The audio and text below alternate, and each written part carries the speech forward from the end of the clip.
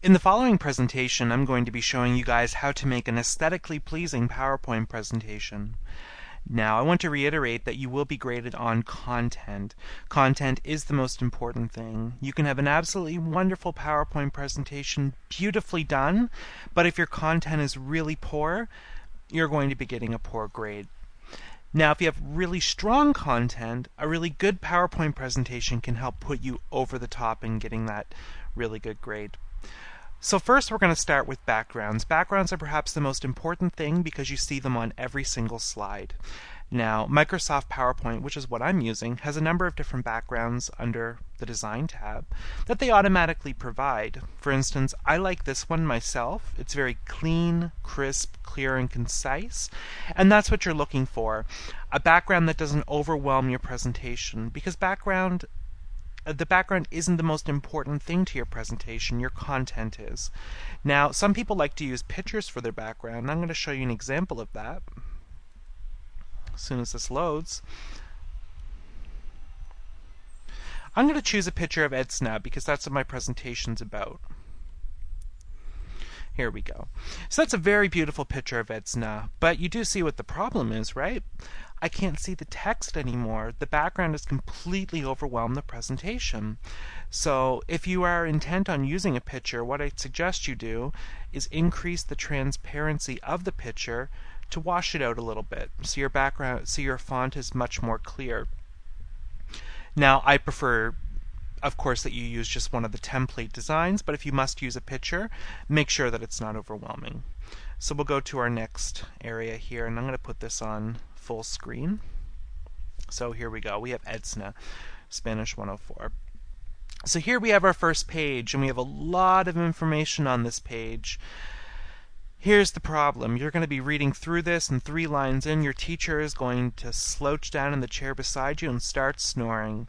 This is way too much information, and this is one of the big no-nos. We don't want you to put your entire presentation on PowerPoint. It's for a few reasons. Number 1, it's boring. Number 2, it leaves nothing to the imagination. We know exactly what you're going to say. You could have just emailed this presentation. We wouldn't have had to have meet up at all. So there's really no point to doing this. What you want to do instead is something like this. You want to include a few points from your presentation on each slide. They say a maximum of 6 to 8 lines per slide, which I think is a good standard because it's not too much information. Of course, you're going to be elaborating on each of these points in what you're saying. So each of these points will be sort of a section of your presentation. Here we have another page, and I think everybody can see the problem here. There's just too much going on this page. There are too many fonts, there are too many colors, and there are too many font types. The general rule is that you want to use only one font type for your entire presentation to keep it consistent, to make it look professional.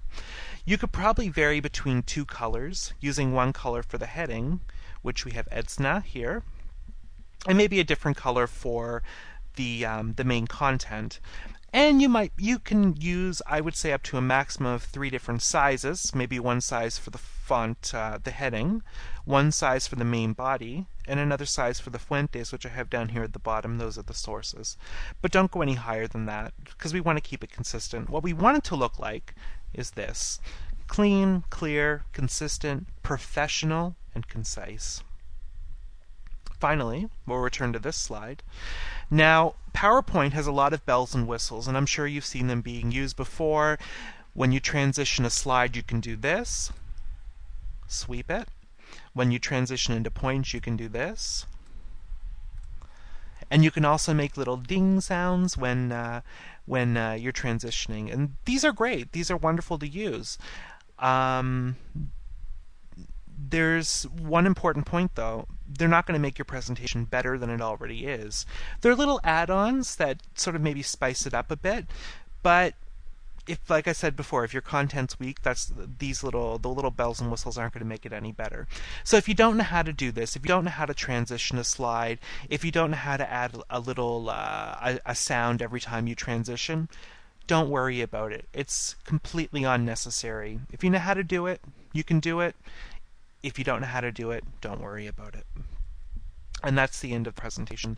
Now, there's another thing. If you don't have your own version of Microsoft Word, what I'll suggest you do is go to openoffice.org, and I have it right here, the website openoffice.org. This is a productivity suite which includes an alternative to Microsoft Word, PowerPoint, Excel, and a number of other programs. You download it, it downloads really fast. The best thing about this is it's really well put together. It's really well done. I have no complaints about it. I've used it myself. And it's completely free and it's completely legal. So if you don't have PowerPoint, don't rush out and get a copy of it because it can be expensive. Go to openoffice.org and download a copy of theirs. And that's it. That's my presentation. I hope your presentation goes really well, and I will see you in my office.